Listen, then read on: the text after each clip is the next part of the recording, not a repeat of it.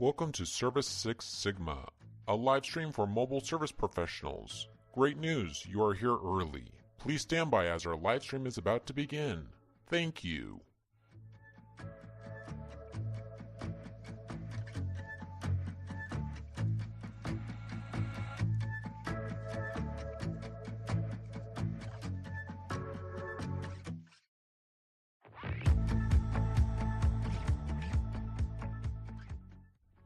Did you know Service Six Sigma has 6 sectors? Here they are: attract, convert, deliver, control, scale, and give back.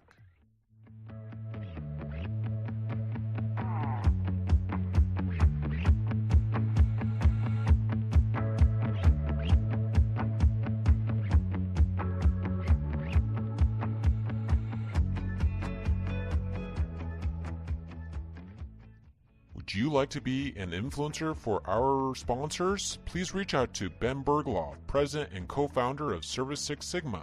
We would love to get you signed up.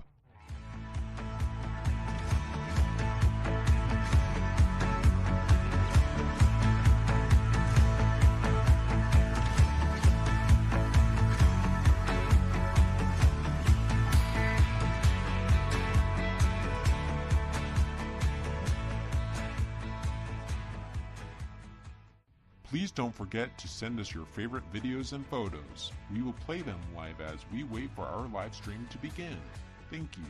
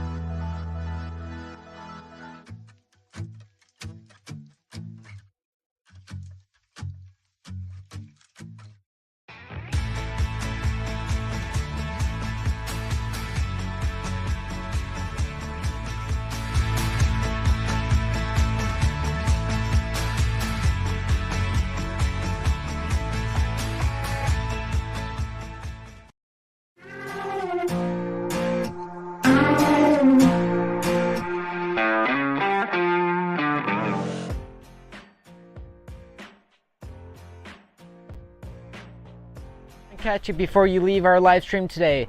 We are in fact live. We are just waiting for our live stream to begin. Please stand by as our live stream is about to begin. We go live at 7 o'clock p.m. Mountain Standard Time every single day, Monday through Friday, except for Saturday and Sunday. That is family time. But thank you for joining our live stream today. Please stand by as our live stream begins and wait and watch our commercials.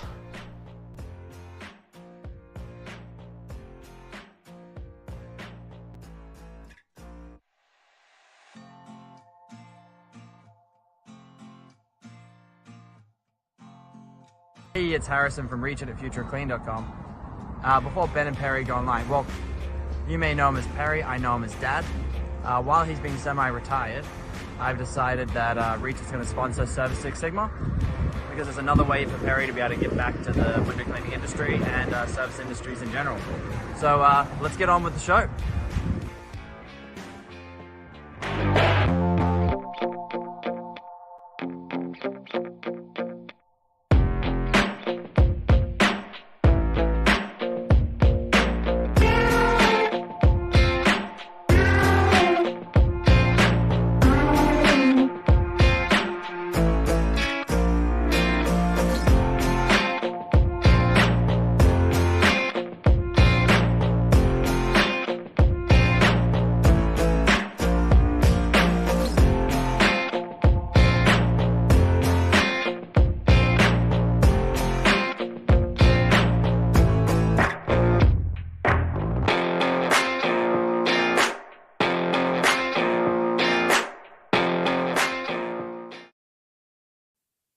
Welcome to a free live stream built around 6 sectors. This live stream created for mobile service professionals. We would like to introduce you to your host, Ben Bergloff, President of Service Six Sigma, and Perry Tate, co-founder of Service Six Sigma. Welcome to Service Six Sigma, your live stream for mobile service professionals. Boom. Boom! You changed that. Okay, test. Can we hear you? No. Okay, so Ben's going to work on that with you. In the meantime, we are here with Louis and Rebecca from Superior Washing Services in Tennessee, I do believe. And but first, I'm going to explain really quickly what is Service Six Sigma.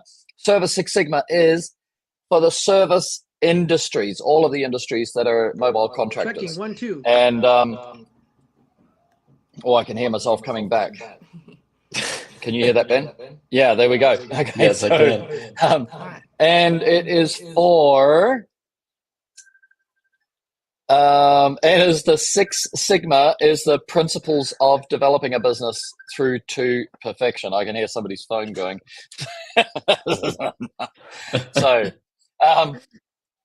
So Six Sigma is the process of developing your business by the elimination of known errors or errors as they happen.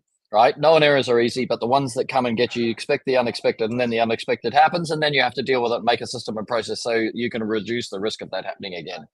And then we broke business down into 6 sectors: Ben, attract, convert, deliver, control, scale, and give back. So attract is when is all your social media marketing, your door hangers, your advertisements, and all these kind of things, or advertisements.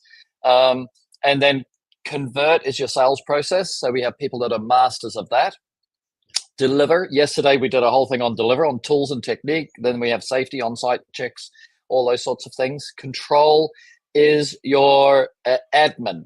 So we have attract, convert, deliver, control, ACDC, the band. That's all I'm going to say. The band. Remember the band, ACDC, right? And you'll get those first 4. Once you have those first 4, you can then add more services to your business. So you're going to scale that out, one way, or you can add multiple vehicles to your business and scale it that way. When you've got to the point where you've actually mastered a whole lot of this, then this is the chance to give back to the industry. And that's what Service Six Sigma is about, is the giving back. So we interview people who have at different stages and different phases and different experiences from being a mobile service contractor. And then we all learn from each other. That's very exciting. It's been very, very great. So we are now, without any further ado, we're going to introduce my very dear friend and his very dear wife, Louis and Rebecca Riz. Hello. All right. Can you hear our audio? Is it coming through now? We All can. Right. Okay. But where is that repeat coming from, Ben? Are you guys getting feedback? Let me try to put the headphones We're getting on. feedback. I must be coming through one of your headphones, yeah. Yeah. Let's see. Just going to try that. Is that better? Now, it will be soon. Oh, that's fixed, yeah. Great. There we go. Volume up, but we need volume up, do we, Ben? Is volume good? Maybe I had mine down. You Yep, need volume mine's up on my good. end? Oh, no, we're good. No, we're good. Okay. We're good. I had mine down. That was my fault. Okay. Look at this. Now, I'll bet you those headphones are as good as they get. Here we are. All right. Okay. Look at you two. All righty. I've got a little... Have you still got it coming through, Ben? Can you hear it? A little echo. I can hear it. Anyway, it doesn't matter. You can hear me twice. All right. So, guys, is this your first podcast that you've been on?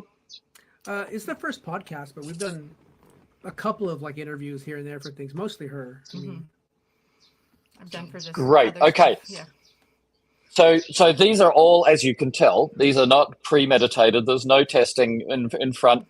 But I, am very passionate about including, people from all over the industry. And of course, we're starting with the people we know from our own industry. And what we do is we just basically explore some of the aspects of being in some of the aspects of being in business together. And Louis and I I don't even know when we first met, Louis. When did we first meet? we met back in 2012. Goodness me. 2012. Mhm. See, now I'm grey, right? Back then I had I black know. hair, the Wolverine beard. I had hair back then. You know? That's great. Yeah. Okay, so we go back that far, and then what we're going to talk about some of today is this incredible. You've got an amazing family. I've been to see you and met. I said to Ben, I've met his kids. Then I said, no, I've met some of his kids because some have arrived since I was there.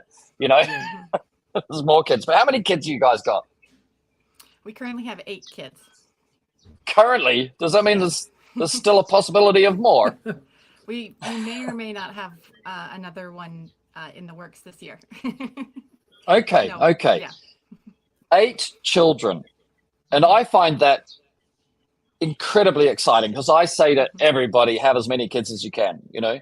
I really do. I really think they're just the most beautiful part of life. It's a very confusing part of life as well as we go through, you know, the chapters of them evolving from being, you know, totally dependent to codependent to interdependent. Then they have a little go of being independent, and then, you know, hopefully they come back to interdependent type of things. How old is your oldest kid? So the Now. oldest is 16. He'll be 17 in June. Wow. Wow. And the youngest is 2. That's- Oh, she just turned 3. I'm sorry. She just turned 3 yesterday. Wow. That's so cool, huh? Yeah. And then Nate will And- be here in October. Oh, wow. Okay, so You know, when we it's dated, Shell- she said she wanted 9. So I was like, hey.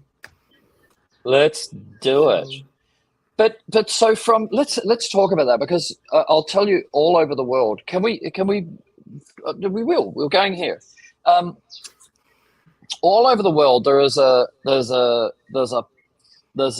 potential that there's a plan that people should have less children because maybe some people think maybe the world's overpopulated or maybe that there's too many people that can rise up against nefarious governments. I don't know what it is, but there's a lot of stuff out there which says, for example, to women, you know, do put your career first and have your babies later, and then, you know, obviously. You know, China did the one-child policy. We could talk about that. You know, that was an interesting thing. It was very successful for China, but now they're at 3. You know, then it went to 2. Now it's 3, and we've got a factory, and you know, 16 out of our 28 people have got 2 children already. You know, in our factory. You know, kind of thing. So it's a very much they got the 2-child thing going, and but. What's your advice? Like, let's talk about how you guys feel about kids and why have a big family. Well, sure. I mean, to me, I mean, kids are the biggest blessing of life. I always tell people nobody gets to the end of their life and wishes they'd had fewer kids. Generally speaking, they are the most fulfilling project you can do. I went to college to be a chemist. I was in a graduate program. I have a master's in chemistry. Most of my friends from that era went on to get PhDs and worked for Halliburton and Pfizer and big companies, and career just wasn't enticing to me in comparison to having a family. So this business that we run suits me so much more because it gives us the ability to be more as a family versus if I was working in a lab, I'd be gone 40, 50, 60 hours a week. And I love my kids, and I think they're just part of the future. And I don't know what would be more joyful than just watching them grow up and have their own lives and their own families and grandkids someday. I mean, in the end, am I going to miss time in the lab or maybe some accolades I'd gotten for some research that I did? I mean, that's all cool, but it's not going to be what I value in the long run of my life. And I was very aware of that from a young age, that was cool and fun, but it's not where you get fulfillment, not ultimately. Yes. Yeah, for me, I was a touring musician, and I spent, you know, the bulk of my life on the road. And when we dated, you know, we talked about getting married and having a family, and one of the deal breakers for me to get involved with somebody is like, hey, listen, I'm going to be on the road touring. It's what I do. If that's going to be a problem, then before we get emotionally involved, and maybe we should call it quits. You know what I mean? And she's like, no, I'm totally fine with that. She's like, for me, a deal breaker is I want a big family. And I said, well, what's a big family? And she was like, 9. Mhm. And I was like, I'm surprisingly okay with that. And so I continued to tour. And I remember it was one of the first tours I did after our son was born. And he had to go to the ER because he like split his eye open. And I was miserable being on the road, man. I couldn't do it. You know what I mean? I went on the road like 2 days after the twins were born, and it was a wreck. I was an emotional wreck. And I'm like, I can't do this. This is too tough. I don't care. You know what I mean? And so I started my window cleaning business. And actually, it was Perry, it was you I discovered because I was like, I want to learn how to clean windows. How do I clean windows? And I saw all your videos with the traditional stuff. Then I found your waterford pole. I'm like, I got to get money together to get this stuff. So I started out with $50. Went to Home Depot, I bought a squeegee, a bucket, and some Dawn dish soap. Started there. And, eventually I was able to put money together and bought a ladder. At one point, it was funny because I was like, this might be unprofessional of me that I'm climbing on somebody's bed to get out of the window so I can clean the outside of their second story. And so I put money together and bought a ladder. And then, I saw your water-fed pole stuff, and I was like, I need to put money together for that. So I saved money and used some tax return and bought my first Wash It Pro. Wow, yes. Pole. And then I remembered That goes back. Yeah, go. You were like a celebrity to me because I had binge watched hours and hours of your videos, and I bought your gear. And then I was having trouble on one job. I bought your gear specifically for a 4-story bank that I closed the deal on. And I remember I worked all day, and then at night I'm looking through the glass, and there were spots everywhere, and I was really bummed, and I was like on the verge of tears. And then I messaged your company, and you responded. I'm like, no way, this is the guy that invented this stuff. You know what I mean? And then you said, hey, do you have Voxer? Let's Voxer together. And so we Voxered, and I'm like, dude, I'm talking to this guy. Like, I called Rebecca. I'm like, I'm talking to the guy who invented this stuff. Like, this is awesome. And you walked me through it. And the very next day, man, I was able to fix the problems that I had. So you were like a lifesaver to me, man. Awesome. Oh, wow. Well, I don't remember that. I do remember when you won a job that was 7 stories. Yeah. Ooh, and we made a brush. It was a classic. If I've got it right, because I've got a lot of memories, but if I've got it right, you won a job where every window, a big commercial job, and every window was exactly the same. And we made a brush the width of the window so that you could go up, down, next. Mm-hmm. Mm-hmm. That brush was Is that true? This afternoon. Yeah, that brush was used this afternoon. It took us about a year to close that account, and we've been doing them for almost 11 years. Mm-hmm. Wow, you see? Because now we're so big, back in those days, Ben, that's what I would do. I would just be able to spend time with somebody and go, well, I can make you more efficient than you can even imagine. Yeah.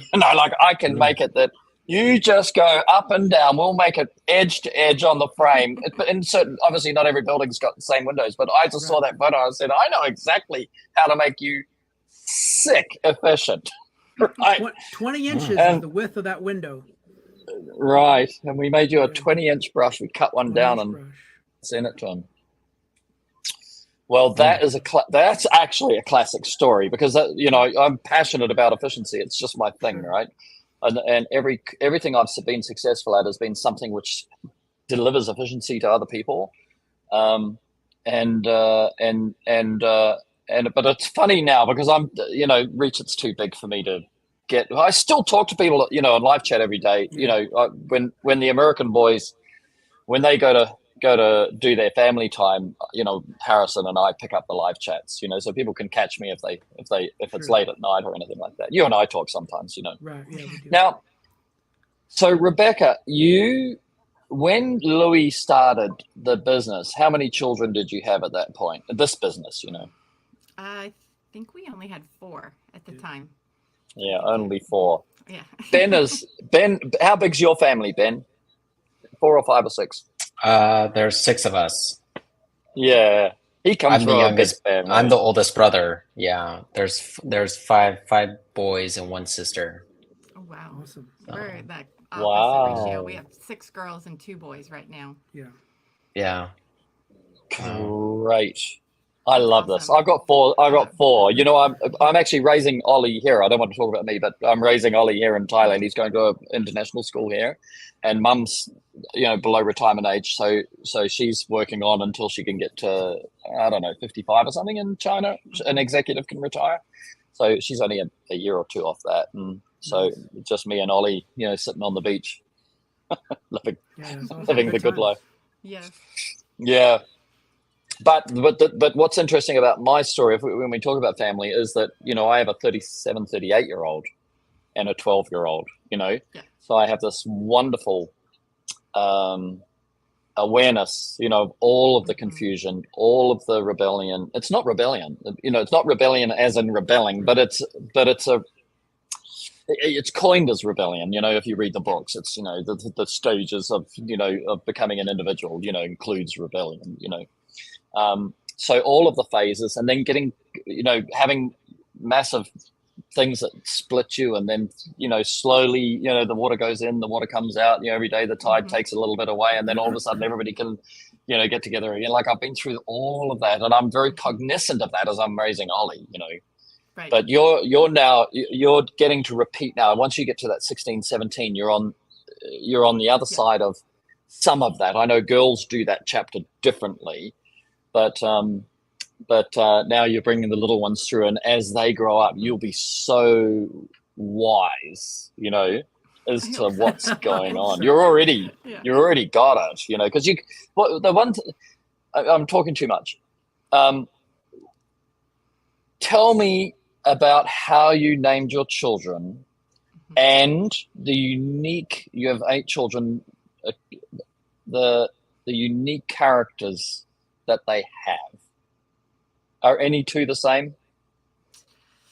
Definitely not. Nobody's the same. Not even the twins. So they're all individuals. They have. Let's go from top to bottom. Tell me about them, because I love the story. You know, Louis and I are sitting in the car one day. We're driving to Nashville somewhere, and Louis told me, and I'm just like, I can't remember any of their names, but I go, this is amazing. Go. Yeah, so I'll tell you about the names, and then she can tell you about the kids. How's that? So, being a musician, you know, so the picture that you have of me in the beginning is a little misleading, because I was sitting there, I'm with a guitar and got a microphone in front of me, but drums is my forte. You know what I mean? Oh, so that's that was Harrison. No, it's a great picture. I like it. I mean, it's cool. I want to be a singer and a guitar player, but I fake it at that stuff. But drums, that's my forte. That's what I did. So, right. So anyways, so I named our first son, I named him Crash. And Crash is a cymbal on a drum set. So if you see that right there, Crash, that is a crash cymbal. So I named him Crash. So then she can tell you a little bit about Crash, I guess, if you want. All right, so Crash, he definitely is kind of the leader over his siblings. He loves sports. He's really into soccer right now. He plays varsity soccer at the local high school. He's a junior. He works with us part-time, and he's incredibly responsible and thoughtful, and just very, I always tell people he has excellent character. I can trust him completely to follow up on his word and to be responsible for his siblings. And when we're not here, he's great in that way. And which month is he born? June. He's a June baby. All right. June okay, 30th. Next one. The next one we have is Aria. So Aria was the second born, and all of our kids have musical names. I'm not sure if I said that. She let me name all the kids. So that's amazing. I was going to ask about that, but I was letting you run. Yeah, I get veto power, but I always tell people, like, we both come up with names and then we go with one of his. So that's So okay, what's Aria mean? So aria is an operatic term. So typically, if you go to look at an opera, you'll hear an aria within the opera. You know, it's typically a female will sing an aria, that kind of thing. So okay. that is, yeah. Rebecca can tell you a bit about aria. So Aria is, I guess, everything you would think from a big sister of lots of siblings. She's very nurturing. She loves babies. She loves to do things with the little ones. She is very naturally nurturing. She can't wait to be a mom herself someday. She loves to read, and she's become very diligent in school. She plays softball, and also just a very, very responsible. That's one thing that Ben will probably say, being from a big family, the kids learn to be self-sufficient and responsible and very independent from a young age. Yeah, this is something which I was trying to tell Ollie's mum is, we should have just, just had more, because like Ollie's, I'm very lucky for Ollie that he's got Harrison as a big brother who's very involved with him, but he's 20 years older, But there's watching a kid be an only child is it's just not the same, It's just not the same. It's just not the same. Well, there's just things that are built into having siblings that you just have to think about with only children. Like, you actually have to think about teaching them to share. My kids don't have a choice. They have to learn to share their own. We don't have 8 of everything in the house. And so there's a lot of natural process of things. Wow. That you learn, but when you have an only child, you have to think, okay, I need to, take them to be with other children and teach them how to share. You have to be conscious of it, and so it's all of it's doable. You just actually have to make a plan for it rather than it just happens on its own. Yes, rather than it happening by the nature of it. Okay, so that's 2. And which month was Aria born? December. She's 14, so. She's 14. Yes. Well, to be fair, that is a really interesting thing to see that she's nurturing and caring at an age where you would normally, in a book on raising children, find out that she's meant to be rebelling and kicking, and fighting, isn't it? But this is what I'm going to try and explore. I'm trying to explore whether having a bigger family debunks the psychology of raising children, because the psychology of raising children is about raising 1 and 2 and maybe 3, So, okay, so number 3. A lot of, real quick to add to that too, a lot of it is being intentional about how we raise our kids. We're pretty devout in our faith, and such, and raise our kids a particular way. So, and we homeschool them too. So we are. I was going to ask that. I got a feeling that you were homeschooling as well. So you actually you don't get this alternative programming. Already Ollie's 12 and he came home last week and, he has this once a week, he has this class and they're already, teaching him about lesbians, right? And I'm going, anyway, he got Dad's opinion. Right. Well, it's like anything. I tell people, it's like you get to, when you have them with you all the time, you get to be the primary influence on your life. And when you send them to a school, there's great teachers, there's not so great teachers, wonderful teachers. There can be wonderful teachers. Yeah, exactly. There's good schools and there's questionable schools. There's all of those kinds of things. But in the end, you're still teaching them to not look to you as their sole influence, because they're not with you 8 to 10 hours a day, 5 days a week. And so you're losing that time. And with a big family, our time would be so split in the evenings. If I only had them for a few hours, I would not be able to invest in them. But when we're together all the time, we're constantly able to talk about those kinds of things as cultural issues come up, or faith issues, or just ethical, and all of these things. We're just constantly doing it all together. And because the siblings are all together all the time, they enjoy each other's company. They play together, they watch the same movies, they read the same books, they build life together. And so I heard someone say at one time, it's like they build their own tribe, like they become their own little community. And so versus when they're at a school, they're with kids only their own age all day long, and so they lose some of that ability to interact with kids that are older and younger. That's interesting. And so we end up things like awe, when I learned about awe, AWE, it fascinated me. I did a lot of reading and thinking about awe, because awe is when somebody's bigger, better, than you, and you pedestal them, And I'm thinking, well, these little kids are definitely in awe of their big brother and sister. You know, Crash and Arya are going to be like superheroes to the little ones, I'm sure. Yeah. But they're not. It'll ultimately teach them that they are also normal. Like as they grow up, they'll realize that everybody that you're in awe of is actually just another person who had a different journey and got into different elements of exactly. success in whatever they put their heart and soul to. Yeah. All right. So. To add to some of the stuff that she was, or to just comment on what she was saying, we actually kind of butt heads for several years in our marriage about this because I was raised in public school and I had an awesome experience in public school. I grew up 6 blocks from the beach in sunny San Diego, California, surfing, playing music, skating, that whole thing. Wow. And what I learned, and some of the dumbest people I knew, the most uneducated people I knew my entire life were people that were homeschooled. But then it wasn't until I moved to LA that one of my roommates was one of the smartest guys that I ever knew, and he was homeschooled. So, right. But he was one, and most of the homeschooled people that I knew were very uneducated.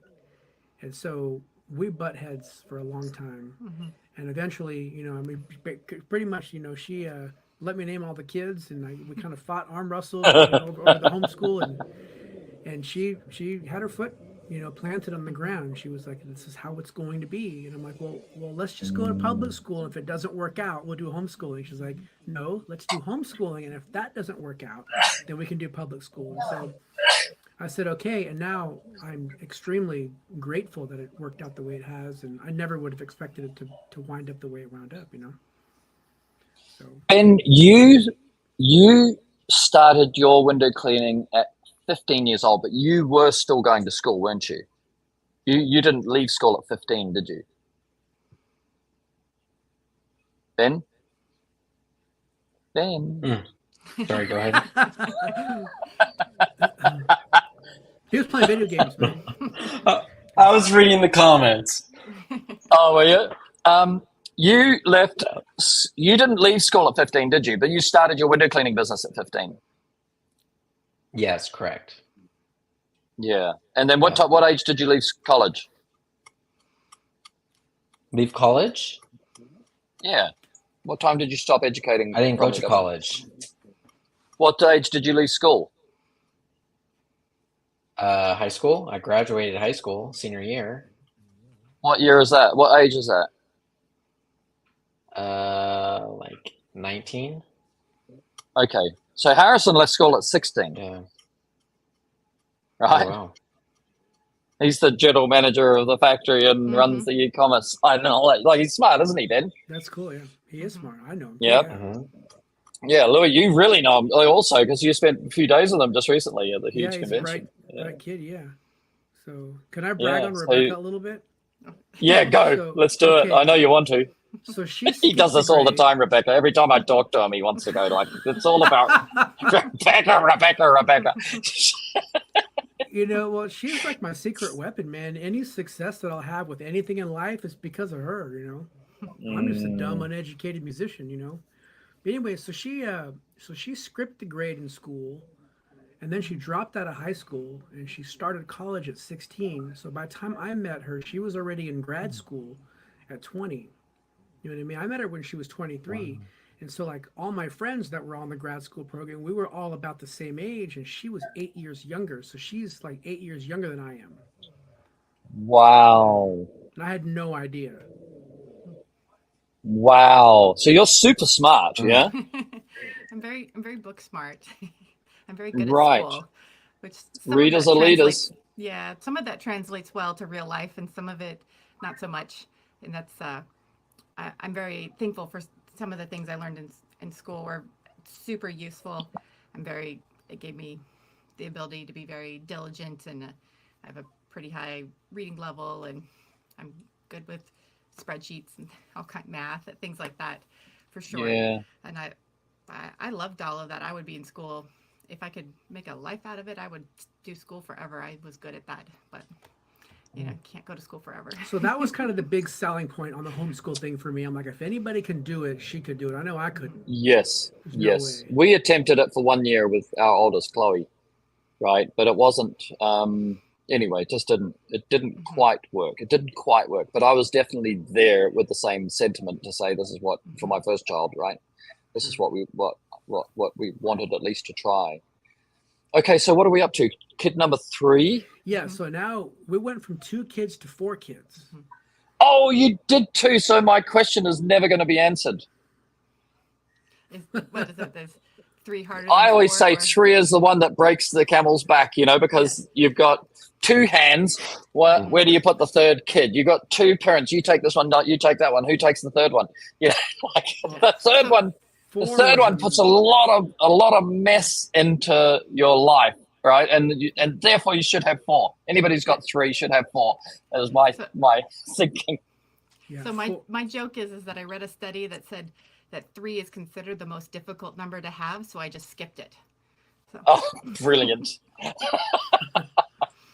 Okay, so the twins are named. Louis, tell us. Yeah, so the twins are Lyric and Theory. So I love these 2 names. And Music Theory, right? So yeah.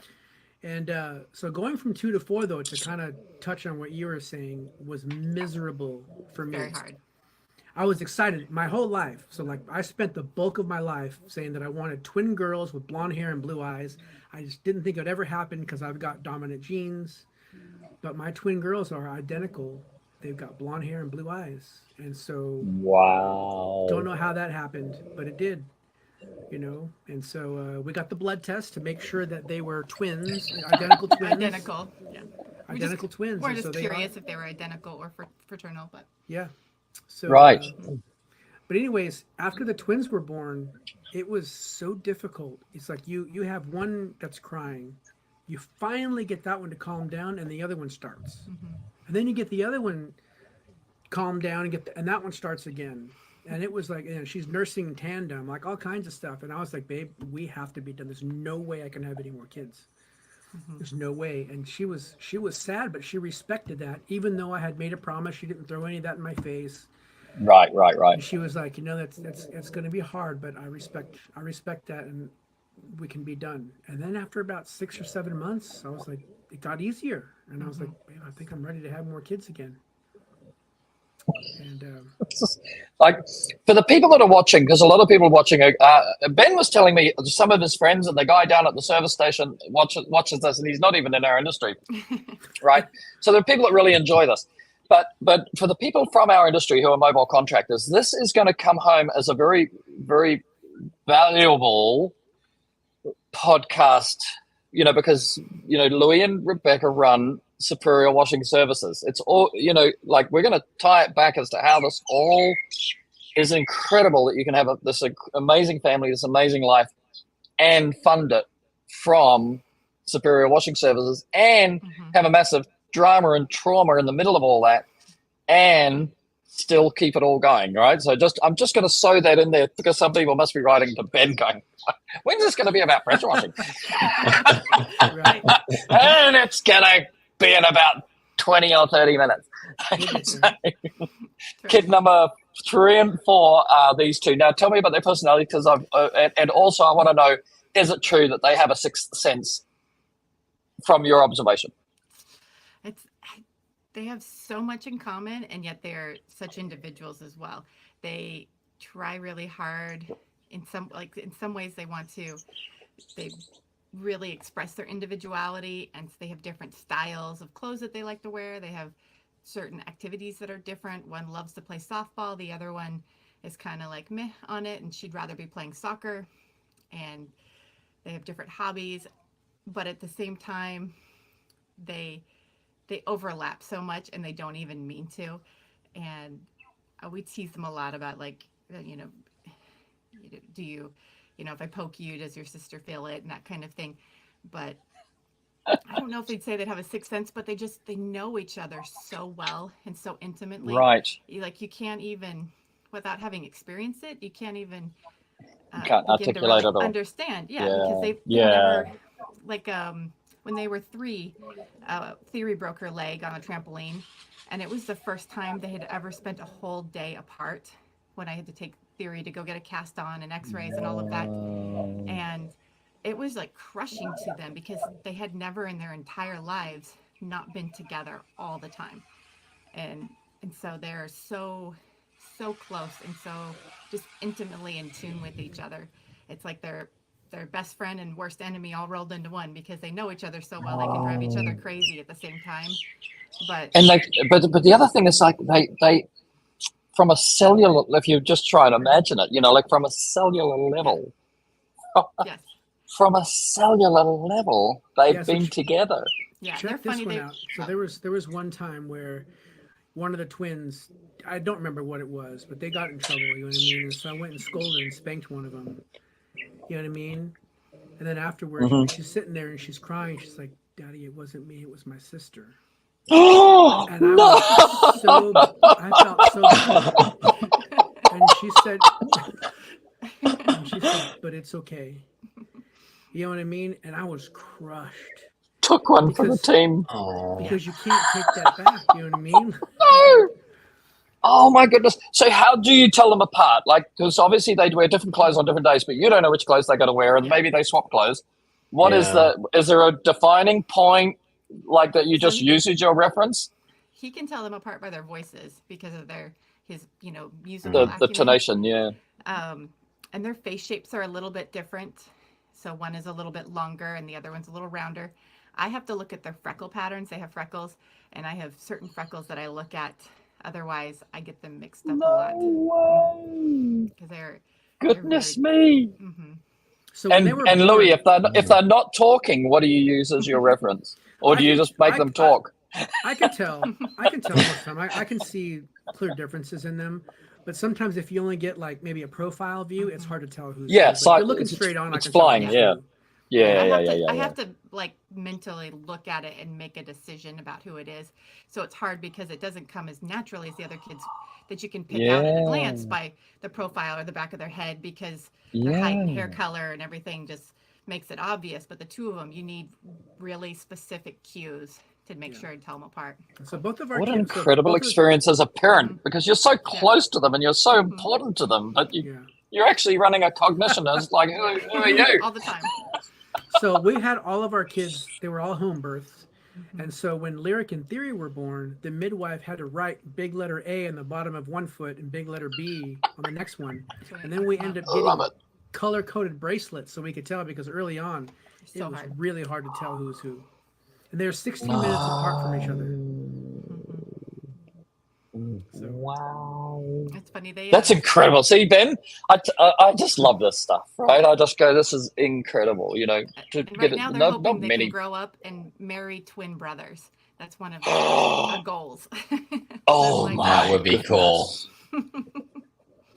Yeah, so there's somebody that they kind of have seen a few times on YouTube that they look like identical twins, but what happens is their moms are identical twins, and their moms married dads that are identical twins. So technically they're cousins, or like biologically they're brothers. Or it's really interesting. The other way around, Exactly. Because of their genetics, no matter who they marry, their kids will be genetically half siblings, but obviously, but cousins. And so they're really fascinated by that kind of oddity of it all. Amazing. Okay, we've got to 4. We're halfway. So they're 12 and they were born in January. Okay, we've got January, June, and December. Yep. So after Lyric and Theory, we have Madrigal. So Madrigal is another operatic term. It's from like the Renaissance era. Maybe you've heard of like a madrigal feast. So it's a type of song. Okay. So. All right. Madrigal. Madrigal. Yeah. Yeah. So it's funny because the movie that came out a couple years ago, Encanto, there's a song on there called Madrigal, or the family Madrigal. But Madrigal is the name. Yeah. So she was pretty excited to hear that her name was used in a song. Oh, great. Yeah. So tell us about her, Rebecca. She's 9. She'll be 10 in July, and she loves to read. She likes to be active, but she's a little more reserved than most of her other siblings. She would be much rather. She's never without a book. She carries a book with her everywhere, and she just loves to go through the stories, and she's very sweet and soft spoken, and that's probably the main things I would say about her. So she's like the quieter, you know, more introverted. Yes. So I always say that, you know, that everybody has their thing which they work out how they're going to influence their environment. You know, some people say control, but it's not. They don't need to control, but they influence so that they're noticed, or influence so that they have a place. You know, and we, you know, so there's kind of like a, you know, there's always a clown, there's always a super smart person, there's always a philosopher. You know, that's my little thing. You know. And that's if I need to get a conversation going or draw it toward, not that I'm trying to draw it towards me, but I know the principles are, you know, you do want to contribute to a conversation when people are talking, then, you know, I'll switch to something philosophical probably, you know. And so what does she use as how does she influence what's going on in the tribe of 10? I think she's one that gets along really well with any of the others. Like, they all have kind of natural pairings of the ones that they like to play with or hang out with. And she most naturally will fit well with anyone. She'll play video games with our oldest, or she'll sit and read the same books as Aria, who's 14, or she'll go out and do something kind of sporty and active with the twins, or she can play really well with the younger ones and come up with make-believe games. So she's very kind of like the floater in the family. She gets along with everybody. Are you guys on land? On land? Are you living on land? Yes, we have 7 acres, and horses, goodness, goats, chickens, wonderful, ball python, dogs, all kinds of whatever. Yeah, we have pigs, rabbits. Is there anything you're breeding? Is there anything you're breeding and you eat? Yes. So we did rabbits. Pigs. We had some pigs. Rebecca just butchered 3 of the goats a couple weeks ago. Yeah. Good on you, Rebecca. I'm very handy. She is. She's been skinning deer since she was like 8. You know what I mean? Or by herself since she was 8. Yeah, I never knew how to. I still don't know how to do that stuff. You know? I always say. When I was a kid, I used to shoot rabbits, skin them, baking soda them. I can't remember what the process was. Then I'd, you know, soften them up, and then I'd make myself mittens. Nice. It was funny because it was one Christmas. I didn't know what to get, so I decided I was going to get her like a knife set. You know what I mean, for skinning and all that whole like hunting thing or whatever. Right. She's like, "Dude, this is like the best Christmas gift ever." You know what I mean? So yeah, it's funny.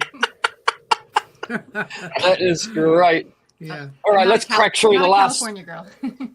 What's that? Yeah. The last 3. 3. Okay, so after Madrigal, we have Tristeza. So Tristeza is it's a Spanish word, and it means sadness. And again, in opera, you have like tristes, you know what I mean, or sad songs. So her name is Sadness, or sad little girl in Spanish. I bet you she's not a sad kid, right? She's very happy. No. She's the one kid that turned out to be kind of more dark skinned like myself. Everybody else is pretty fair skin, yeah. Right. Yes. They all have freckles. Wow. How many of the kids wake up and just do happy as they wake? Some people wake up and do grumpy, you know, like Harrison's not the hat. He's not the instantly happy. I'm an instantly happy. Ollie's an instantly happy. He wakes up and he goes, good, like I just walked in before, you know, and he's there. Good morning. He's ready to rock and roll, you know. That's cool, yeah. Yeah, the teenagers are a little slow to wake, but nobody really wakes up grumpy. They just nice. Just take a little bit Slow to longer, wake is fine because they're growing as well, and we always don't take that into consideration, like what's going on physically, internally with the cell replications and all that stuff, and then also the adjustment, the mental. Because what I noticed with Ollie when he came here, it's his first time living in English, so he has to change his thinking language from thinking in Mandarin to thinking in English. Yeah. And I'll give you an insight. The teacher said something amazing. He said the first step is to be able to speak a language, right? The second one is to be able to converse in the language, like naturally. And the third one is to be able to be yourself in that language. In other words, be able to be your character. So all the different words and the intonations and all of the ways you express, all have to come. And so that, and the other day, like Ollie is with, one of our neighbors is like an older guy, 60 something. And he goes, I can't even relate that English is not Ollie's primary language. Wow. That's awesome. So he's got to that point where, all his expressions are synchronistic with his, verbal articulation. Yeah. Well, I remember talking with you back in the day when Rebecca was teaching English to kids in China. And I remember when you were saying that Ollie was having a hard time with English, you know what I mean? So it's cool that he's able to converse in English, man. That's awesome. Yeah, he couldn't. He and I did sign language he didn't even start speaking English till he's 6. How many languages? Like, that's his first words. One. I wasn't sure. That's great. I got in China. He tries to do others. In China, I speak what I call taxi-nese. I can say, straight ahead, turn left, turn right, U-turn, stop here, here, and then I want, I don't want, I love you, and then I say, then I can get anything I want and go anywhere I want. Yeah. It's a little bit coarse, and it's not true, but it's funny, That's okay. There's a lot of white people that only speak kitchen Spanish or construction Spanish. You know what I mean? There you go. Yeah, there you go. Yeah. So but Ollie's got, Shanghainese, Mandarin, English, and now he's learning Russian because there's a lot of Russian people here. Wow. And some Thai as well. He gets one lesson in Thai each week or 2 lessons in Thai each week. That's awesome. Yeah. So Tristeza was the other kid that was born in July. Yep. And then after Tristeza, we have Diesel. We have Diesel. So what's his name? Diesel. Oh, like Diesel. But is it a boy? Yes, it's a boy. Yeah. Right. So, so I tell people that diesel is the fuel that's put in the tour buses. So right. That's a joke. So there's a genre of music that's called diesel punk. And so I named him Diesel for Diesel Punk. Wow. Great. And how old's he? He just turned 5. Wow. I love this age. It's the so best. Diesel and the last one are like 4 days apart, birthdays. A couple years apart, but yeah. Right. And which month? March, yeah. March. Okay. Yeah, so March is her Okay, birthday, April Diesel's babies. birthday, and the baby's birthday. Oh, goodness me. Yeah. And the next one's going to be here in October. Yes. Wow. And the 8th one is Kiana. The 8th one is Kiana. And so Oh, Kiana that's is right. We only got to 7. Yeah, Kiana is the other name that's a Spanish name, and it's a flute from South America. You know what I mean? So. Wow. Yep. And she's a little talker. She's a little talker. So How old is she then? She just turned 3 yesterday. Okay. Wow. So she's only been talking for a year. Yeah. One would imagine. Almost isn't 2. it? She's started talking very early and very Wow. very well. And you mentioned possibly bringing them out for a little bit. So at some point, I could bring them out. Certainly, if you want to, they can all say hi. Why do we do that now? Because we're going to transition to the business side next and say how it'll work. Sure. But let's Let me meet go grab them real quick. the crowd. Oh, this is going to be fun. I love these. Ben, where did we go? We went to a restaurant, didn't we, Rebecca? We did. Yep. Yeah.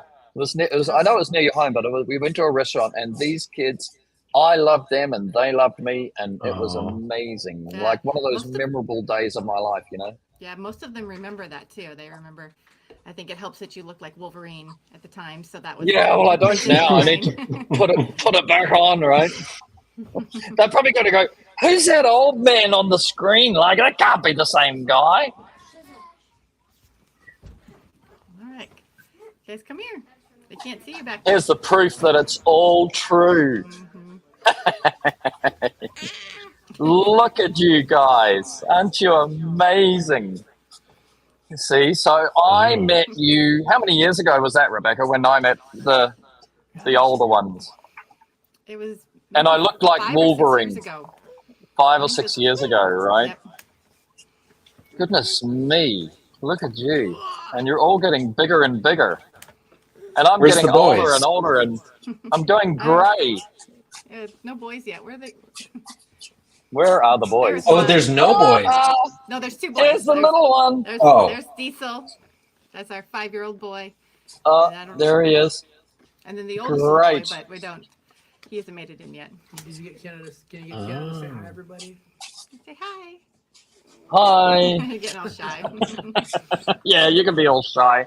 So what's happening? You're looking at me and Ben in the screen, you see. So we're on There he is. a live stream, and then people from all over the world are watching us. So now people from all over the world are watching you. How amazing is that? Oh, here he is, the big guy. Yep, there, right Woohoo! there. He's our oldest. They're in the back. So do you? Second oldest is Aria. Oldest is Crash. Crash, do you? Can he hear me? Oh, because you've got the headphones on. Ask him if he can remember me with the Wolverine beard. Can you pass the headphones? Crash, he was wanting to know if you remembered him when he had the Wolverine beard. When you met him. Put this on. What'd you say? Do you remember me when I had the Wolverine beard and I looked pretty wild, and we had lunch, together? I think I do remember that a little bit. Yeah, we were. We all went out for lunch, and the twins were all over me, and they were teaching me stuff. Hi, you see, because they can't hear us, right? So they're just looking at us. I'll try and be animated. Yeah, so it's interesting. Oh, Ben, do some of this. Do some of this. Oh, there we go. Yeah. We'll keep them entertained by doing these things. Yeah. Look at that. Confetti. Oh, yeah. How do you get Having a balloons? party over there. Yeah. Oh, that's confetti. How do you get balloons? I have no idea. Nothing for okay. Thumbs up we do. And then pop. Oh, look at that. Yeah. That's How so fun's fun. that? All right. So anyway, so we met you all these times ago, Crash, and anyway, you guys made a huge impression on me as a wonderful, wonderful family. So I've had your mum and dad go through all of you from Crash down to what's the last one? Tiana, right? So we've gone through the whole list of all you guys, and how have you felt, Crash, being homeschooled and then having a big family? Do you have a conclusion on all this yet? Well, I know I've enjoyed it, and I feel like I'm a lot better off than some people that I know who Yeah, right. don't have it. Yeah. So And you play soccer, right? yeah, I do. Did Dad mow? I know you got 7 acres there. Did Dad mow you a soccer pitch out the back, or what? No, I just kind of play in the backyard. Okay. Well, that's a project. You could create half a soccer field. You got to level it off, Oh, the little ones want to do this. Have you got Apple? Have you got an Apple or a PC? With Apple. So if you do a software upgrade, in videos you'll be able to do this. Oh, that's cool. Yeah. There we go. Oh, look, it happened. Look at that. Okay, then you got to do this. Let's see. All right. So if I do this, it'll do something else. I don't know. I don't know if I have to do 2. Let's see. Yeah, 2.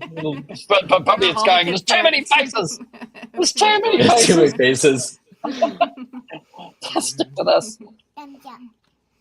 That's funny. Yeah. Great. Alrighty. Well, it's wonderful. I know they can't hear me, but it's wonderful to meet them and see them again. And All right. you look after them, Crash. Big brother. All right. All right, Okay. everybody wave and say bye. We'll see you, chat. Bye. Bye. Can I say me? Look at you all. All Gorgeous. right, head out. Wow. Thank you, guys. Thank Here, you. you're up. All right. And Crash has chosen the long hair look, right? He has. Yep, he's been growing it out since I think 5th grade, maybe. Wow. That's amazing. Good on him. Look at him. Just wonderful, man. Mhm. Okay, so we're already Oh, and done a with the side note, real question now. fast. I ended up, because of the family, I ended up writing a song about the family. You know what I mean? So that way I leave them behind with something. When I'm dead and gone, they'll always be able to go to any of the streaming platforms and hear a song that's about them. And it does. We'll put a link up later because, or you put it in the feed or somewhere. But it goes through them. That's what inspired me to ask you about this, because it goes through each of them and how different they are. And I think that I didn't know you heard it. That's cool. Yeah, no, I did, and you sent it to me. Yeah, I did. Okay. yeah. And Do you have an audio file of it that we could play? I do. Yeah. Okay. You want to send it? We'll close out with Yeah, it. send it to us in the chat with our group chat. So at the end of the live stream, Ben can load it up. We'll listen to yeah. Crash through to Yeah, Crash at the through end of to T. I've forgotten the last one's name. Anyway, Tiana. Yeah. I got to Diesel. Tiana. Yeah. Okay. See, this is the 7 plus or minus 2, Ben. Right. How many you can remember? Mm-hmm. Yes, this is where we're going to, Chris. Right. So, but I think there's very rare would you ever be able to interview a family that is a family, stuck together, loads of kids, and that's the proof that now all of that is being fed by Superior Washing Services, isn't it? Right. Yes. Yes. And Louis was out there, making the money, and Rebecca was at home raising the kids and homeschooling. And then what happened? Louis got really sick. I got really Louis sick. got and- really sick. Yes, like nearly died type of sick. And so Rebecca was out there doing everything on her own. So she was taking all the phone calls, doing all the estimates, doing the hiring and firing, doing the labor, all kinds of everything. I mean, I think any other woman would have left me a long time ago. Wow. But she toughed it out, man. You know what I mean? So You're a catch, Louis. That's why she knows it. wow, geez, I don't know, man. I think I wanted the 9 kids. I couldn't stop. I couldn't. He hasn't finished his job yet. You get well, buddy. Exactly. I got more. We got unfinished business. yeah. Yeah, it was nuts. Well, it's So- interesting too, though, when you start thinking about the business thing again. You know what I mean? It's like, she went to school. You know what I mean, and got this $100 and some odd $1,000 education, but she's at home raising the kids and running a business. Yeah. And what the type of income that she could make, doing this business here, kind of rivals what her friends make with PhDs working for some of the biggest companies in the U.S. How many trucks are you running, guys? I'm down to one truck. Okay. I got really sick, man, Wow. with COVID and all kinds of stuff Yeah. that happened. No, I remember. Yeah. Yeah. So I'm trying to build the business up, and I actually kind of I made a dumb mistake. You know what I mean? And my mistake was I got to the point to where I had 4 people. You know what I mean? And I'm like, this is why I created my business. You know what I mean? So I could stay home and spend more time with the Yeah. family. You know what I mean? And get to work. I'm making money when I'm at home. Playing with the kids and whatnot. And I wasn't keep the pipe full. And so it took about 1.5 years for it to catch up to me. And it caught up to me, and I knew better. But I thought that this is, the phone's going to always ring. And one day it stopped. It's a big wake-up call. And so I'm. It's still a dealing with the simple repercussions. principle. It's a simple principle in business, Rich. Also, hang on. Yeah.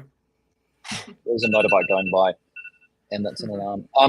So it's a simple principle that you must keep promotion, which is in our Service Six Sigma. There's the attract. You have to keep attracting customers, right? And what so you see that attract convert, yeah.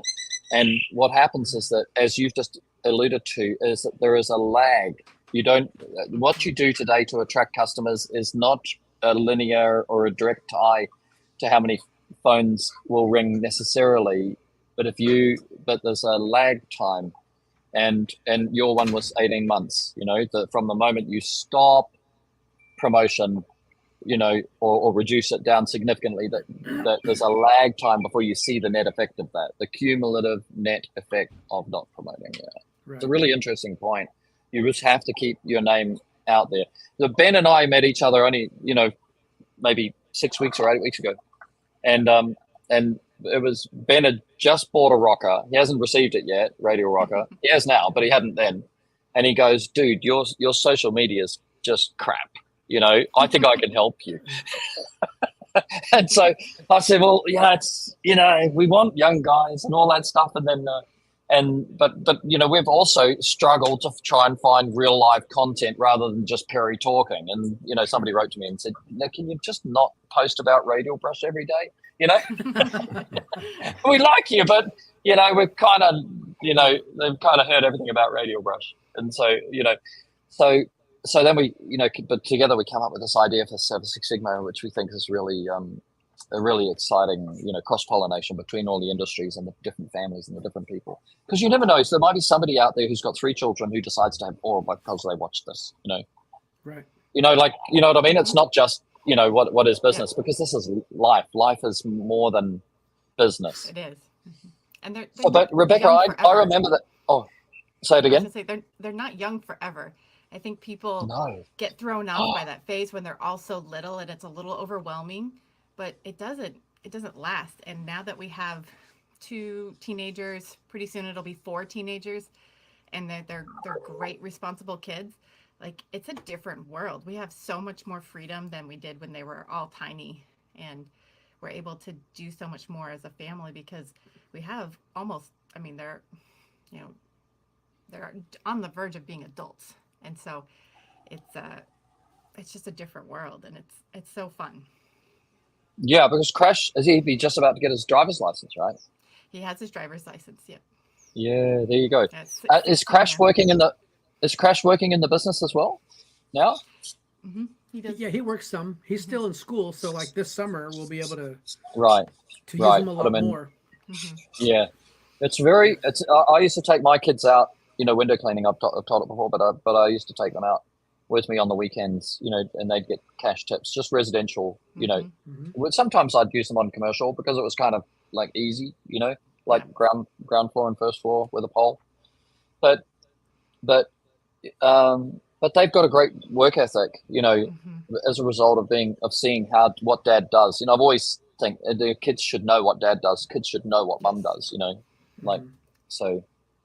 And Ben knows, like Ben goes off half the time, I got to go to my dad's. His dad's a dentist, so he's off to, I got to go and fix this for my dad. I got to do this for my dad, isn't it? Ben, where are you based out of? Yeah, I'm out of Idaho, Boise, Idaho. Okay, we moved here from Meridian, Middleton. Mm-hmm. I grew up no in way. Yeah. Oh, my really? family lives out there still. Yep, that's why I lived up until I was 19, until I was in Idaho. Really? Yeah. So do your parents live in Middleton? They do. Mm-hmm. Oh, wow. Emmett Road. I can go clean their windows and meet them. Yeah. Hey, I just had your... I started cleaning windows out there in 2008 is when I officially started my window cleaning business. In Idaho? There, yes, and then I wanted to get back on tour, so we moved from Middleton to Nashville. No way. And then I learned really quickly that for sure it has grown quite a bit. Oh my goodness. It is. Have you guys visited any lately? Yes, I was out there last year, and it still blows me away how it used to be between, there was like Boise, and then there's a long stretch of highway that goes from Boise out to Middleton where my parents live, and it used to be like Boise and then agricultural fields for 10 minutes, and then you'd have another town, and then agricultural fields for another 20 or 30 Even Star's minutes. growing quite a bit. Yeah. Oh my goodness. And you go out there and it's like malls and subdivisions, and I'm like, where did all the sugar beet fields go? Yeah, Highway 44, man. I know. Highway 44 is nuts now, man. Yes, they actually widened that road not too long ago. And then they're creating a freeway pass through the freeway. I forgot what highway that is, but they're going from there to Emmett, just one straight pass. So anyways, that's super cool. I didn't know that. Where do you guys live now? So we're out in the Nashville area. Mhm. Yeah, Okay. Hour from Nashville. Tennessee. Yeah, Mhm. Oh, so you're really close to like the huge convention. yeah, Yes. Yeah. yeah. Louis went to the huge convention with Harrison Yeah, I was there. Yeah, Oh, really? this year. That's how you met Yeah, Louis Harrison? and Tim. Hmm. Louis and Tim backed up Harrison. Yeah, that's it. yeah, Hmm. So yeah. good So times. so how do you get 10 of you in a car when you go and see mum and dad? We have a 15 passenger van. Wow. Wow. Yeah, So Louis, like Like a because school I'm bus. looking at and Mhm. I'm trying to do the math, like how much it must cost to run the family. And I know you'd run it lean, but your pressure. So what services do you provide? Do you have seasonal, you've got window cleaning, there's a season, you've got pressure power washing, soft washing is in the same similar season. Do you do Christmas lights, snow plowing? Like what do you do for any other, do you do anything else? no, I don't do anything else. So, like I said, things are pretty lean at the moment. I mean, it's still, if we were just single, no kids or something like that, would be able to live pretty comfortably. Mhm. But Yeah, our grocery yeah. bill is through the roof. I mean, I think we spend like $750 a week on groceries. You know what I mean? Wow. Mhm. Yeah. And that's being like modest with our groceries. We're pretty Yeah. frugal for the most part. Yeah, Yeah. It's just part Wow. of the gig, but yeah, Yeah. So Yeah. then we And last do year you do calorific counting? Like, do you actually like work it properly? Like, I know Harrison's, in the gym building himself up for, he's playing rugby union now, and he's got a guy who's got a degree in this stuff, and he actually gives him a calorific, high GI, low GI proteins like this, and he actually I see. feeds him exactly what he needs, for every meal. Do you go that far, being a chemist? no, No. we actually. She has a YouTube channel. She'll tell you. So we actually, when he was really sick, we knew the very least he had to lose weight. He was like 120 pounds overweight, and that was causing a whole bunch of health problems. The most pressing was his blood pressure was like, stroke in the middle of the night high. It was so terrible. We were so thankful he didn't have a stroke, but he made him really, really sick. Yeah. And we thought he Yeah. was gonna die one night when we took him to the ER. And so we're like, we need to lose weight, and we needed to change up the whole diet. And so we came across what's called the carnivore way of eating. Yes. Which Yes. so you've heard of that. And so that's what our whole family Jordan does. Peterson. Yep, Jordan Jordan Peterson. Peterson and his daughter Michaela.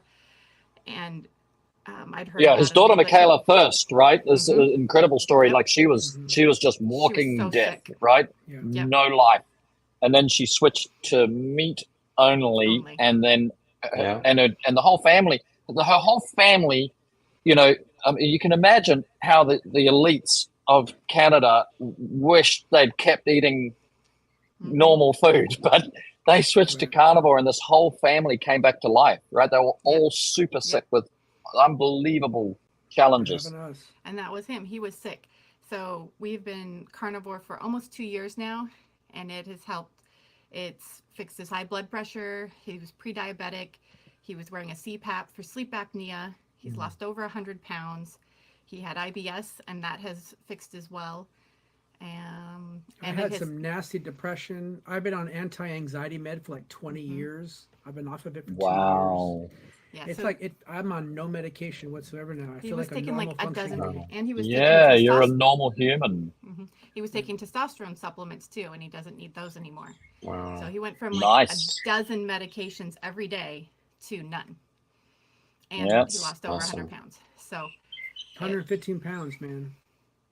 Wow. That's awesome. Do you know, So- I'm going to say this, and it is potentially contentious, but please accept that, not to you guys, but to people who might be listening, please accept it as my truth. I have never met an American that doesn't take pills every day.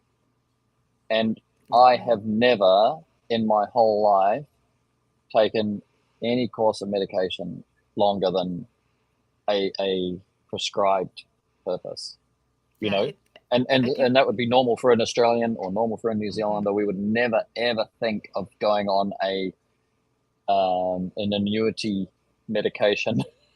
Some companies just got, we have ourselves another lifetime lifetime value of the customer till death customer. Isn't that it's crazy? like, if you want to go down the conspiracy trail, it's like, I mean, the food in America is very different than most of the world.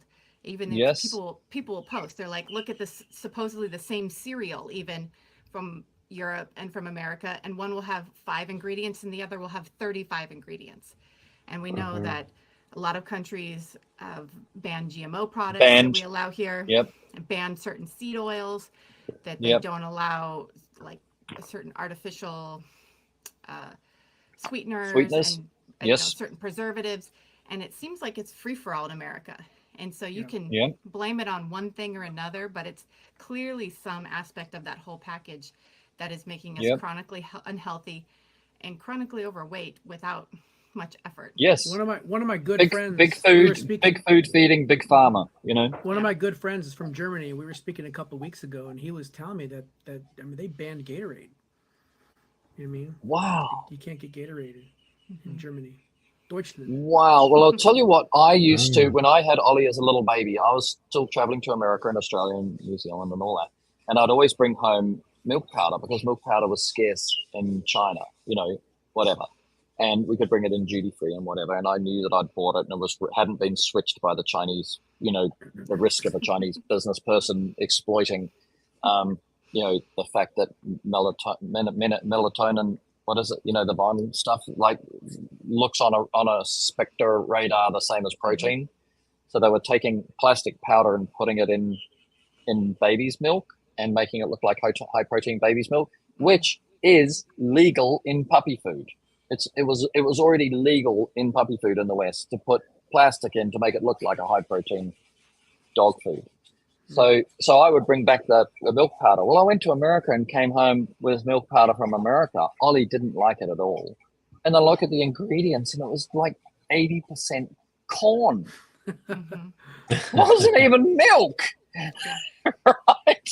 Yeah. You go, what? And you go to Australia and the rules are so tight because we talked about some of those recently, but the milk powder is meant to have all of the superfoods in it, like the collagens and all that. They take it out in like a probiotic separation factory, and they take all that out and put it into the baby powder, baby formula, and the whey, which is not that, goes to the bodybuilders and the food supplement industry. Yeah, crazy. It's just the whole thing's really bizarre and frustrating. And so at least with meat, for the most part, I mean, it's nutrient dense. It has all the nutrients that we need. We can sustain off of it. We feel good with it. It's been helpful for how much do you cook your meat? Are you cooking it to medium? It really just depends. I like my more medium rare. He's a little bit more like medium well for me. Yeah. Yeah. Kids all have different preferences. Google bioavailability of what's in meat. And from what I read, the bioavailability increases not when you go to well done, but as you take it to brown all the way. Brown is more bioavailable what you need than red, I think, just as a sideline. Hey, let's go back to pressure washing and say, so what do you do? Do you do pressure washing as well? Yeah, yes. So we do. We used to be Superior Window Washing, but we changed it to Superior Washing Services because most of our work became pressure washing. Right. And so, pressure washing's that's mostly what we end up doing. So my favorite thing to do is an exterior house wash with exterior windows. You know what I mean? So we do pressure washing, we do roof washing, window cleaning. We will do gutters, but we don't really advertise for it. So right. Because I don't. Well, you will love Service Six Sigma. Like if you go, your episode 23, I think, Ben, is it something like that? Mm-hmm. And I have to add them all up and put episode numbers. Yeah. Ben, go. Ask a question, Ben. So, what challenges have you faced in your business?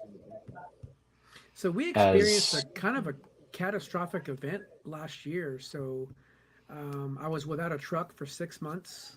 So and then our website went down. So we had a website where we ranked like number 1 to number 3 in Google for several years. I actually had to turn off SEO marketing because I couldn't keep up. Wow. and things were going really, really well. And then something happened and our website just disappeared. And I called anybody and everybody that had ever done anything with our website, and nobody knew. So we had to build a new one. And now we're nowhere to be found. So that really hurt. Yeah. You know, And then and not then having we- a truck was really hard. We basically took a trailer that we had and we pieced together all the spare equipment we had to put together a washing trailer. And then we would borrow a truck from a friend, or we would rent a truck as we had jobs. And it just made it the most stressful 6 months you can imagine. Oh my goodness. So we basically lived on a credit card for 6 months. So you're talking about buying groceries and mortgage, and so it was extremely, like, we're still just extremely stressed out. But you know what? This is my first year where I actually feel healthy, and I'm like, I'm gonna go out there and I'm gonna get it. I'm determined to get us out of credit card debt this year. Yes, we're really hit the ground running. We're really working on a big push to expand this year because we have all the pieces together to do You've it. got all the pieces, And Ben, look, just the other day, Ben's a do guy, right? That's what I call him. And the other day he said, "Oh yeah, I don't have anything to do, you know." So I just went out and got some door hangers and started working, you know, like you know what I mean? Like every, you know, it is you've got to do the promotion, so you got to attract the customer. And when you can attract the customer, you all the rest, you know, yeah. So it's just that sector, you know, what we in our little 6 sectors that attract the customer, you know, the marketing, social media, you know. And then didn't somebody come on the other day, Ben, and said, you know, go live every day for 20 days? Every day, yeah. That was I forgot his name, but yeah, for 20 days. Yeah, so somebody said just go live, just on your personal Facebook, you know, and Instagram, do a live every day for 20 days, you know. And then there's a chance that the algorithms will start to, you know, let people locally know that you're there, you know, and you're just talking about the family or talking about this or talking about, it doesn't matter what you're talking about. He said it's not about trying to be professional or trying to have a message or trying to have a theme or anything like that, but just go live and say, you know, this whatever, you know, and that also might be interesting because you might find that the algorithm just, you know, pushes you around the neighborhood, you know, a little bit. Yeah. And you can see Ben, he just goes, you know, I'm epic Ben, and you have an epic day, and it's going to come out with epic tips soon, you know. Yeah, that's cool. Too bad it didn't name his company like Epic Exterior or something. That would be a good name. Oh wait.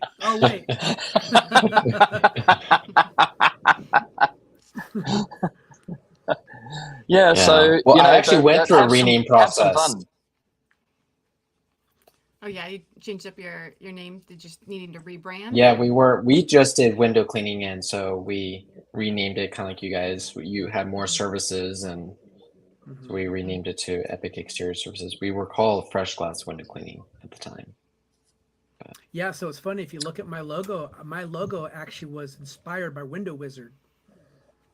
You know, Window really? Wizard, right? Yeah. Yeah. The whole slant, everything. Bubbles. Really? Because of Window Wizard. Yeah. So do you guys know, I don't know if I should say this on here, but do you know Epic Shine Car Wash? No. No? Well, they're here in Are they town. out here? If you guys Oh, they're over here. No, they're out here in Boise, and I had high inspiration from their logo and their name. The word resonated with you. They actually sent me a cease and desist letter, and oh man, yeah. They thought like, oh my gosh, this kid is young, he doesn't know what he's doing, and they thought, well, let's just poke him around, and obviously they couldn't do anything because I didn't use her name, I didn't use and different class, like their name, completely different class, completely different class. I didn't do Epic Shine Car Wash. I just did Epic Exterior Services. Yeah. Yeah, they're sorry, they're not Apple. They don't own the word Epic in Boise. Yeah. Yeah. So, this is really interesting. So you've got to go back and just get out there, isn't it? You know, because you know how to deliver all the services and everything. Yes.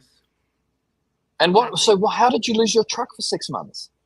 I got some new gear, so I refreshed, you know, all the gear on my truck. And it took much longer to get everything done than we originally thought it was going to take. Hmm. And so it's No. As awesome far as working getting the together. supplies and stuff, like supply Yes. and demand. Just a lot of that kind of stuff. Yeah. Just a lot of unforeseeables. But I'm glad to have it Yeah. back now. I mean, it's amazing. It's super efficient. You know, everything about it's more than what I Great. more than what I was Wonderful. expecting. Wonderful. Mhm. And Louis, we'll talk with you after the show because we've got like basically Harrison is running and owns Reach It now. You know, Right. we have a company also that is part owner of Reach It, and I'm a part owner of that company. But basically, it's all handed over now, you know, to Harrison.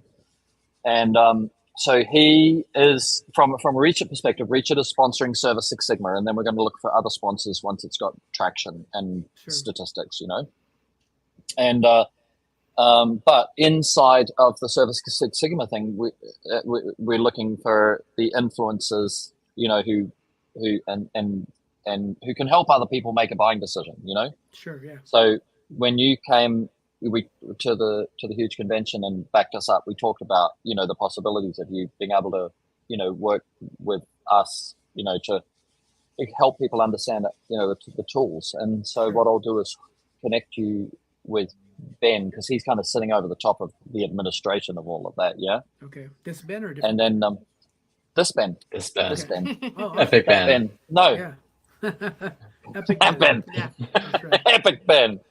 Yeah. So and then and you and I'll talk as well, you know, but we'll just Sure. you know, have a look at it because you know, the real life experiences are really valuable, you know, and yeah, it should be fun. Should be fun Absolutely.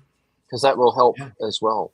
I'm just thinking, you know, you want to make things happen so that you can get that credit card paid off and all that. So we should Right. be serious and get Sure. do what you asked us to do 6 months ago. You know? Yeah. Okay. Great. Well, what do you reckon, Ben? Ben, are there any questions from? Because we've held back the questions because we've been enjoying the story. But are there any questions that you want to pull out of the comments? Well, I think I kind of touched on Chris's comment here about what challenges you face in your business. Right. Oh, here's a good one. How do you go running a business as a husband and wife? When do you find your biggest challenge? So, I mean, guess that's kind of fine. got thrown into it, running it together because of his illness. It wasn't, I had helped, you know, a little bit from home and I did bookkeeping and things like that. But then I really just had to jump in, you know, completely. And You were out there cleaning. I was out there We cleaning. put thumbs down. Yeah. Dude, she was Very pregnant. unexpectedly. She I was pregnant a couple of climbing up- times, but Oh, Climbing and pregnant ladders. as well. Oh, wow. Oh Yeah, it God. was nuts. Like I was Oh embarrassed. God. So how much time do you spend on your business? Like with family time and, Mhm. you know? Right now we both kind of work it like it's like full time. Like we're both, because Yeah. we are trying to really push for a lot Yeah, of growth yeah. this year. Yeah. And so we have sat and talked with the kids about like, this is not going to always be this much of a time investment, especially on mom's end. And I'm also kind of under a time clock right now because I'm going to have a baby in Yeah. October. And so I have to be out of the field by October. So we're Yeah. really Yep. pushing towards me having more of a marketing role. I answer the phones, do the bookkeeping, the invoicing, all of that. And if I can Yeah. really help expand that part of it and push more into being the full-time marketing and sales and things like that, and then Yeah. that will The office that will help, admin. yeah, work on that. And so, you know, if you're wanting to do it as a couple, the biggest thing I would say is learning to lean into your strengths. Like with any business, you have to do all the jobs initially, and the goal is to work yourself out of the jobs you don't want to be doing, so you can do the more higher level things or the more important things, like the sales and the running and the operations.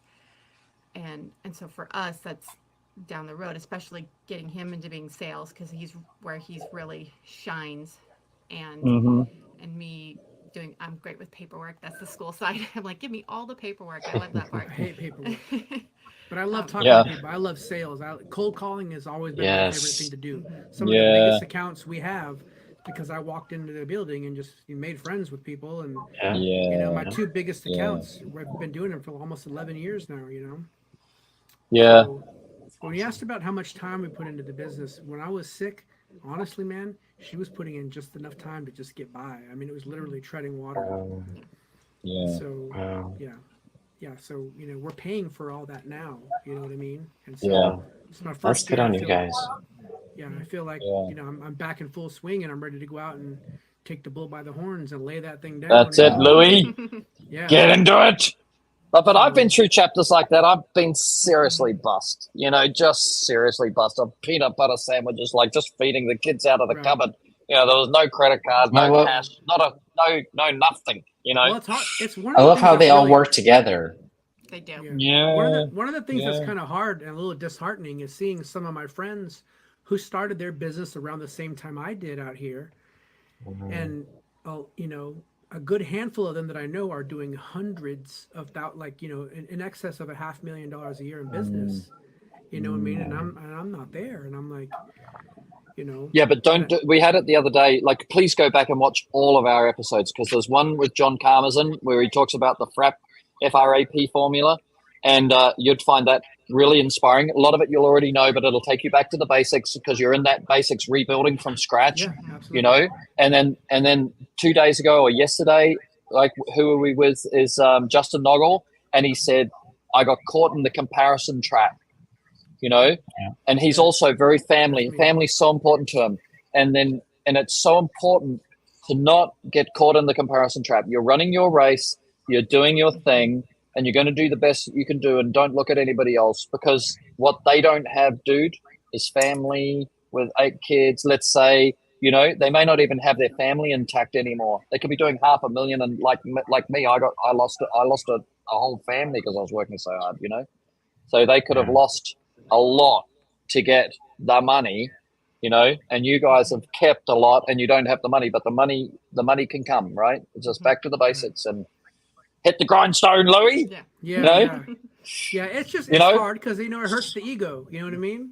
Yes, mate. So, yes, the pride. but this is so. I'll answer that. I know I've said it before, but I'll say it again for you. I also should be a millionaire, right? I've got the character, I've got the skills, I've got the knowledge, I've got everything else. So sometime about maybe 4 or 5 years ago, I said to Harrison, I just should be a millionaire. Like, you know, like, I should be a millionaire, right? And he said, what the hell are you talking about? Right? He said, you only ever wanted to be a good dad. And you put hours every day into being a good dad. You're the best dad in the world, and you're not a millionaire. Like, you didn't focus on being a millionaire. Now you come up and think you should have been a millionaire, but you didn't try to be a millionaire. You don't even try now to be a millionaire. You just try to be a good dad, and you're being a good dad, you know? Like, you know what I mean? You want to divide it up, bro, right? You know, divide it up, and then go and get what you need to feed your family, and look at now you want to look at the people that are Esquire, you know, look for the business where people own homes, because they will not stop when the dollar crashes. If the dollar crashes, you know, when the recession hits, the people who have paid off their homes are not hit by the interest rates, are not hit by the inflation, you know, in a significant way. So that's where you want to do all your marketing, and your commercial, you know, obviously, you know, you're good at commercial and you've got some good testimonials. Maybe those customers you've had for 11 years, you can go back to them and ask them to do a video. You know, because back then, 11 years ago, you don't do video testimonials. Right. Like, I'm using Louis from Superior Washing Centers. No, you wouldn't even think about it. But now maybe you can say, dude, you know, I got sick, I've been off, I've got to rebuild my business. Would you mind just doing a quick video, 30 seconds, 1 minute, just say, you know, we own this building. We've used Louis for 11 years. He's totally reliable. We had an Does episode amazing on job. that where I talked about that. Okay. Yep. I need to go back and watch those episodes for sure. Yeah, it'll give you the basics, because that's what Service Six Sigma is about. Is all of us, you know, it's like a plane taking off. We're all on the runway, you know, and we're all running along, and none of us are perfect, and none of us got everything right. And then, you know, we'll get the front wheels off, you know, some of us, and then other people have the front wheels off, and then we'll pull the stick back, and, you know, we'll have a look at the exponential curve, right? But it's just getting back to the basics. Don't worry where you are on the runway. You know, there's a lot of runway, you know, just Going back to the video testimonials, I was at a point where the phone also stopped ringing, and I went back to my existing clients, and I still do it now, where I do a 30 to a minute long video testimonial, and you can boost that on Facebook, and people will see that and like, oh my gosh, this is so unique with the video testimony and hearing the true life experience from the customer, and it will really benefit you in the long run. That's cool. And he uses even on Ben's website, he uses their real name. You know what I mean? It's not like John C and Susie M. Yeah. You know, he uses their real name so that other people in the community can go, I know that person, or at least I can Google and say, oh yeah, that person is there. It's not a fake. It's real. That's not a paid, you know, user generated, you know, reference. It's a real local, you know? Yeah, good. Well, Louis, what I'm going to do, because we should close off, I will also, when we get a really cool marketing attraction expert, right, we will let you know, and then you can come in as a second guest and ask some questions. Okay. Great. Yeah? Right? Awesome. Yeah, for sure. We'll get some whiz bang market people, and we'll say, you know, I'll say to Ben, let's see if Louis around, right? And I like making friends. You do, brother. You do. You made a friend in me, that's for sure. Awesome. All right. Love it. Okay, we better wind it up because it's an hour and a half, and we always say we're only going to go for an hour, but we don't. But it's been wonderful. Because it's so much fun. That's why. Yeah. Well, I just keep thinking, you know, there's so much value. You guys, your story is so valuable to everybody. You know, that it's not the rags to riches. It's not the, you know, we've got some guys who've got like, you know, 10 trucks or whatever. They've got that other story, you know. But when we get them on here, they go, you know, like my operations manager is not making my life easy right now. You know, there's always something going on, you know, behind the scenes, you know, that makes life stressful or distressful or whatever. You know what I mean? So as you watch it, you'll also realize you're not alone where you are, you know, and you have to just, you know, pick up the ball and run, you know, and do it and be like Ben, you know, because Ben is just, I've got a minute, I'm going to do some marketing, you know? And if you need help, Louis, let me know. Like, I can always help with making some videos for you or whatnot. Yeah. Reach out to Ben. Yeah. And then we'll, Ben, if you do any, we'll throw them in our intros and outros, right? Yeah. Because I'm guessing that you've been there, huh? Yeah. Sorry, that was. And he's doing it the modern way. The reason why me and Ben are partnering up, because I'm the old guy with the life experience stories, and Ben is the young guy with this is how we do it now, you know. So we really a lovely match, you know. And if we can share that with you, you know, because we're friends now, aren't we, Ben? You and Louis and Rebecca. We're all three friends. 4 of us. Yeah, awesome. Perfect. Yeah. Great. Okay. Even though we do get really busy. Yeah, go to Idaho and have a barbecue. We'll be in Idaho again for sure at some point. Yes, we would love to have lunch. Yeah. See. Yeah, great. All right, let's close it off. Yep. Did you get sent the music? Have you got the music? Oh, I didn't send it yet. Let me the family song. That way. Yeah, let me pull that up here real quick. Give me 1 second. Yeah. You might be able to share your screen, and if it's on YouTube, and I don't know if it'll capture the audio. I'll just grab the song for you and let me see. We'll go. Are you guys doing anything fun for St. Patrick's Day? Where's my playlist? Say again. Doing anything fun for St. Patrick's Day? Probably not. Nothing. No. Did that go? Hey Louis, if you ever get inspired to write us a Service Six Sigma song, we'll Oh yeah. We'll that would be cool. We'll buy it off you. We'll buy the rights off you. Oh, I don't need any money, but if you come up with okay, how do I send this to you? In Messenger. You can Messenger, yeah. Oh, there you go. Okay. Yeah, if you can send me some things that you want to be mentioned. I'll write the poem, okay? I'll write the poem and you turn it into a song. Yeah, that'd be Okay. awesome too. I'm a bit Did of you a get that, poet. Ben? Did you get that song? Yeah, it's weird because it put it in a weird format. That's what I'm saying. Do That's why it's weird in the you? messenger. Like, Yeah. Do you want to email it to me really quick? sure. Messenger changed the format of it?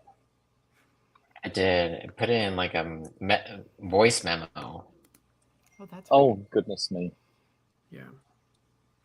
All right. What's the email address? Ben, Ben, This is all Bergloff, live. Berg. No. God, it's so boring. Sorry, guys. Berglof. We're I'm just sorry, I going got- through the Harry, stop making me laugh. Ben Bergloff. I've got Ben. It's BenBergloff at service6sigma.com. I don't want to give out my business email, or else I'm going to be getting... Yeah, number No- 6. Oh, yeah, number 6. Yeah, number 6. Sigma. Sigma. Sigma, S-I-S-I-M. GMA. Yeah. Don't you Okay. start spelling anything out, Ben. Ben Bergloff at service6sigma.com. Yeah, That's him. right. Okay. That's me. All right. Let's see. This is the lull before the storm. We're going to go out on the Louis to his kids. It's in. Did you hit send? It's uploading at the moment, Oh, I see. Okay. so it's almost there. Technology is like a blessing and a curse, you know. I know. Oh, yes. I know. That's one of the best Yeah. reasons to have kids because they will help you keep up on the technology. Right? Yes. We are Right. just Well, that's old funny enough because that I it had a is- family emergency. And my Yeah. dad is terrible with technology in his office. Like, we're Yeah. just now getting him to the cloud with his charting system.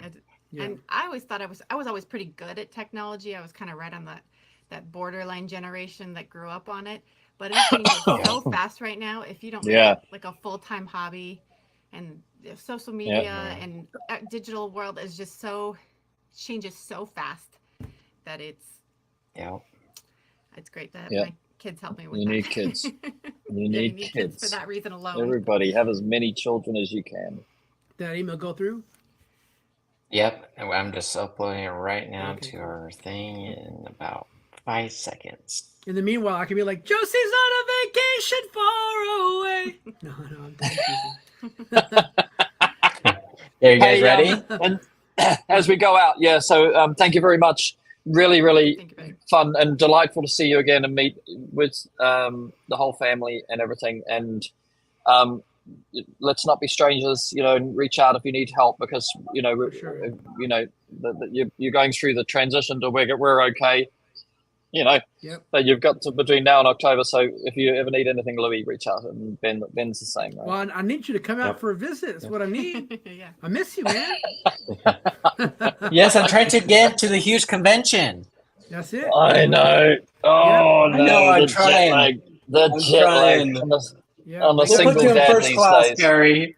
You got to pay some I'm a place to stay. single Bring dad. Ollie Gotta along, look too. after my boy. I'll bring him along too. Classic. Well, you guys got a place to stay if you come out this way. So I know that for sure. Okay, buddy.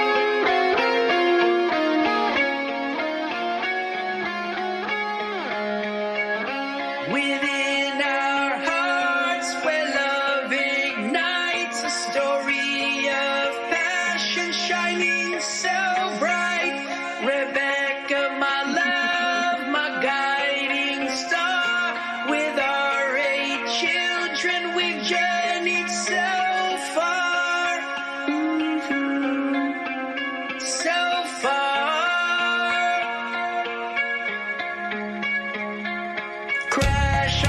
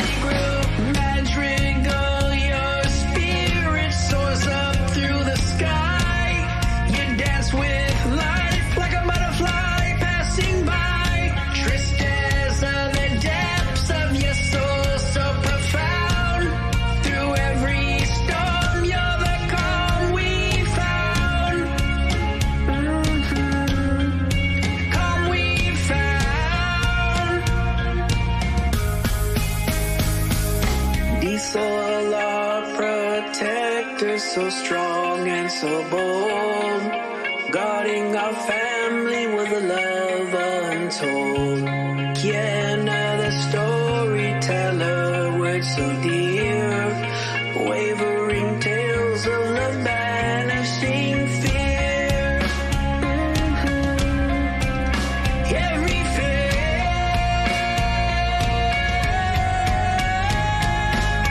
together we're a symphony, melodies entwined through all the seasons, all love defined. You've given me a family, treasure divine, love that flourishes on eternal side. In this great big symphony of love, intertwined. Each of you, your own melody and a gift I find. Together we harmonize in truth as a family, so strong. In the chorus of this great life we all belong. You're the beating of my heart. With you, my love, I'll never apart. Crash our adventures on the run. Ari, the dreamer under the sun. Lyric and twins intertwine. Melodies and harmonies forever aligned. Matrimonial destiny, so Kiana too. This is how our family grew.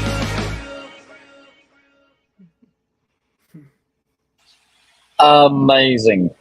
Thank you, sir. Appreciate that. Kind words. Thank you. What That's great. dad has done that? You know, Mhm. it's a wonderful, wonderful thing. It's really, really, I love this parenting thing, and that's a wonderful tribute, But now I got to write another Amazing. one in October. Yeah, I know, right? Write another verse. That's right. All right, we're going to close out. We're really, really, really over time, but I love you guys and thank you very much. appreciate you all. And Thank you. All righty. fantastic. Okay. Okay, see you. All right. Bye. Bye-bye. Oh, that was great. Love that. Well, I Yeah. hope you guys enjoyed today's episode. Please comment, share it, like it, post it everywhere. This is a great story with Louie and Rebecca. Yeah, so we will not be live oh wait, we will be live tomorrow? No, today's Friday. So we will not be Yeah. live Saturday and Sunday. Tune us at 7:00 p.m. Mountain Standard Time on Monday.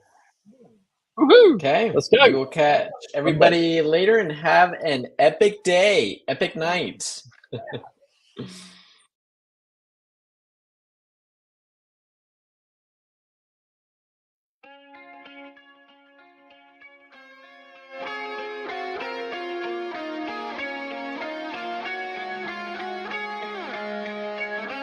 Within our hearts where love ignites, a story of passion shining so bright.